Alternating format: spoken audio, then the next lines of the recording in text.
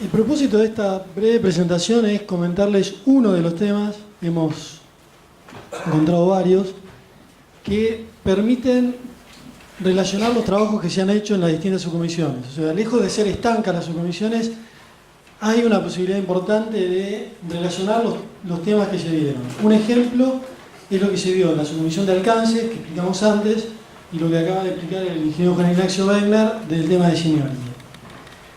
Nosotros vimos en el tema de alcances que definimos fases de ingeniería asociadas con clases de estimación de costos, definimos documentos para cada una de esas fases y definimos el contenido de cada documento para cada fase y para cada especialidad, con un determinado propósito, una determinada metodología y un objetivo. Por otro lado, vimos que en la subcomisión de seniority se definió un catálogo de seniority para ciertas categorías y además complejidad de proyectos, y se llegó a estudiar o analizar la complejidad de proyectos desde una disciplina. Es decir, uno podría pensar que hoy tenemos en complejos con alto contenido, donde la especialidad de procesos es la dominante, hoy tenemos complejos de baja, media y alta complejidad para esa disciplina. Ahora, ¿cuál es la razón de este análisis, de este desarrollo entre dos subcomisiones?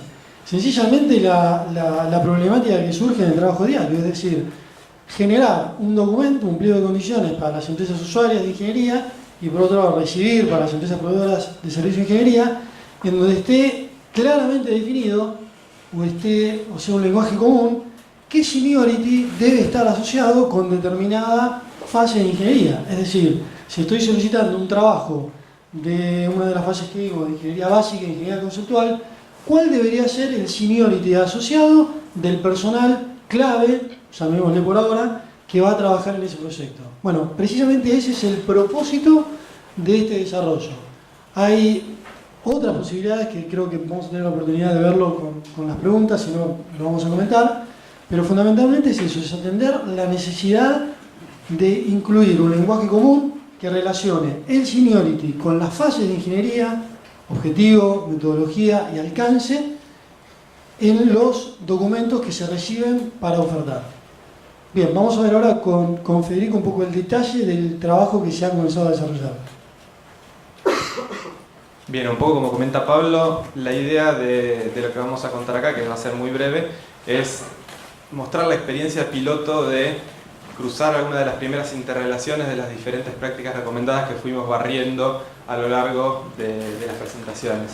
Entonces, bueno, como bien planteaba Pablo, cada una de las dos comisiones, alcance y seniority, definió ciertos temas, y la pregunta, bueno, es cómo correlacionamos de alguna manera o cómo empezamos a pensar en correlacionar seniority y alcance.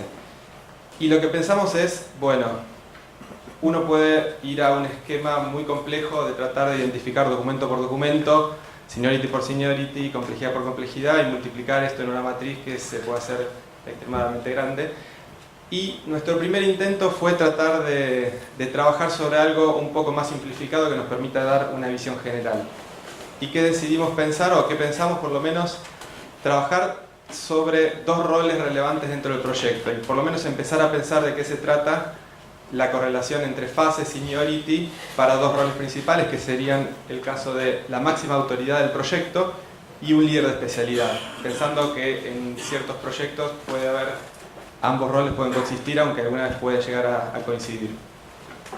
Obviamente, para cada uno de estas dos figuras va a depender de la fase que estemos analizando, cuál es el seniority que estaríamos pensando para cada uno de estas figuras. Por ejemplo, ¿cómo se interpretaría esta tabla, que sería una especie de resumen? Bueno, para una ingeniería conceptual quizás uno puede pensar que la máxima autoridad del proyecto podría ser un consultor, y que quizás podría ser lo recomendable un consultor, pero podría llegar a ser un senior, alguien aceptable pero no recomendable. Y lo mismo con líder de especialidad. Y para cada una de las fases de ingeniería uno puede ir cambiando la concepción.